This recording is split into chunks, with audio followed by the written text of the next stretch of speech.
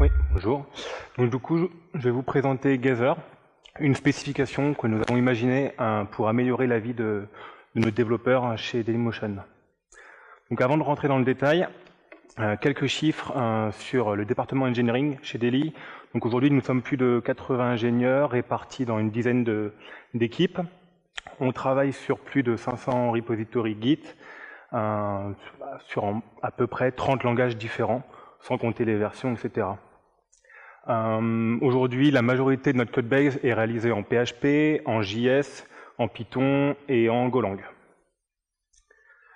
Du coup, pourquoi nous avons imaginé et créé Gather? Donc quand vous voyez les chiffres précédemment, donc 500 repos, 30 langages, lorsqu'on est développeur, c'est un peu compliqué de devoir dealer avec du PHP, PHP 5, PHP 7, du Python, différentes versions de Python, etc., etc. Donc du coup, lorsqu'il y avait une nouvelle personne qui arrivait, c'est très complexe pour lui donner, pour pouvoir installer un projet sur sa machine, faire en sorte que ça fonctionne assez rapidement. Un des autres points négatifs, c'est lorsqu'on souhaitait fixer quelque chose en production, une fois qu'on avait fait le petit fixe, le petit bout de code, il fallait pouvoir lancer le test unitaire. Donc il fallait connaître la commande à exécuter, connaître la librairie, si c'est PHP Unit en PHP, PyTest en Python, etc., etc. Donc c'était assez complexe du vu de la diversité des langages qu'on a chez nous. Une autre chose, c'est la gestion de notre pipeline, de notre CI.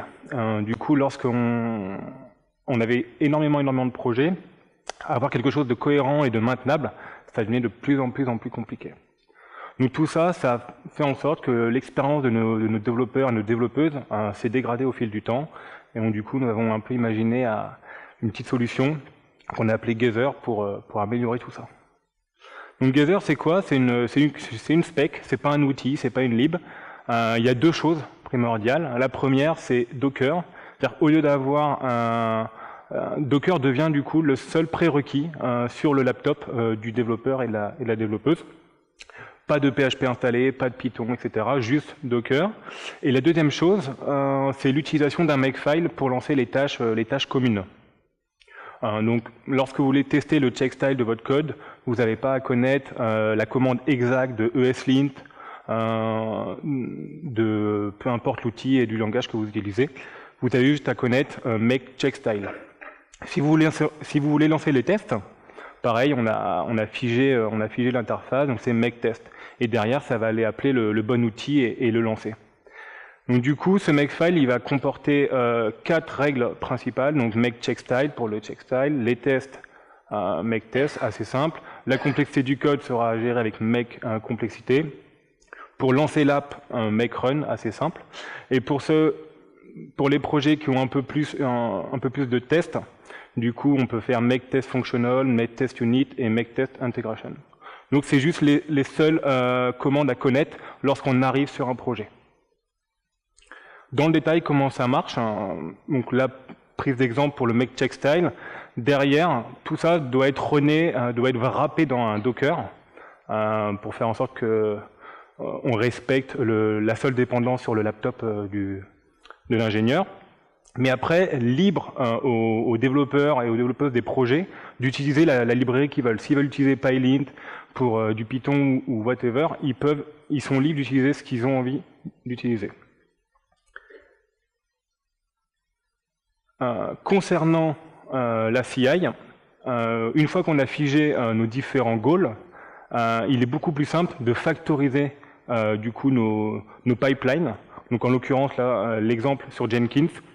Aujourd'hui, une partie de nos projets ont été migrés et du coup, il est beaucoup plus simple de partager les Jenkins files et de les faire évoluer. Où est-ce que nous en sommes? Aujourd'hui, chez Daily, donc on a migré plus d'une quinzaine de nos projets, donc les plus conséquents. Aujourd'hui, on estime 60 gros projets, on a migré un quart, ça avance assez vite. Plus les semaines passent et plus on migre nos projets vers cette philosophie. L'objectif, c'est d'améliorer le onboarding des nouveaux. Sur les derniers mois, les 3-4 derniers mois, on a une vingtaine de personnes qui ont rejoint notre équipe engineering. Et avec cet état d'esprit et cette spec, il est beaucoup plus simple pour eux de pouvoir comité sur un projet sans avoir à connaître tout l'outillage qu'il y a derrière. Le project switching, il a été amélioré. Aujourd'hui, si on veut travailler sur un projet Python, 2 heures après sur un projet PHP, il est beaucoup plus simple. Tout est dans des Docker. On peut switcher assez simplement et assez facilement. Les petits points négatifs que nous avons eu avec cette nouvelle approche, c'est surtout lié à Docker. Ça va être tout ce qui va toucher aux images, la version des images, etc. Et aussi l'évangélisation de la technologie, puisqu'il n'y a pas tous les ingénieurs qui sont encore familiarisés avec cette techno. Donc voilà, c'est une nouvelle philosophie, c'est une nouvelle manière de faire, et aujourd'hui, chez nous, ça nous améliore le travail au jour le jour en tant qu'ingénieur. Voilà, je vous remercie. Merci.